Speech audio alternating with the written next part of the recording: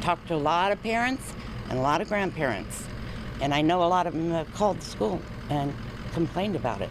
The controversy at Denair Middle School surrounds this graphic called the Gender Unicorn. The graphic, which can be found on the website for Trans Student Educational Resources, is meant to educate people about gender identity. It was distributed by a science teacher to roughly 50 students this week on the first day of school. It was not an assignment. Kids were not asked to fill it out. He really was using it as a reference point. Terry Metzger is the superintendent for the Denair Unified School District.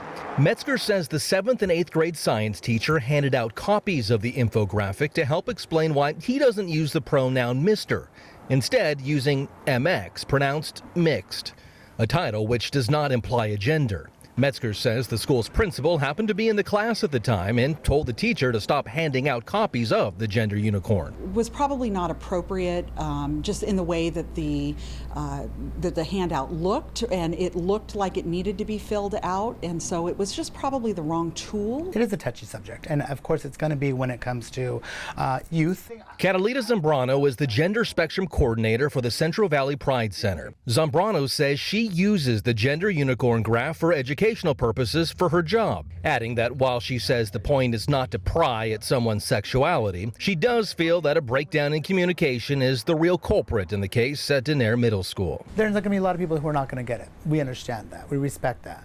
But, maybe a little bit more planning next time, a little bit more finesse.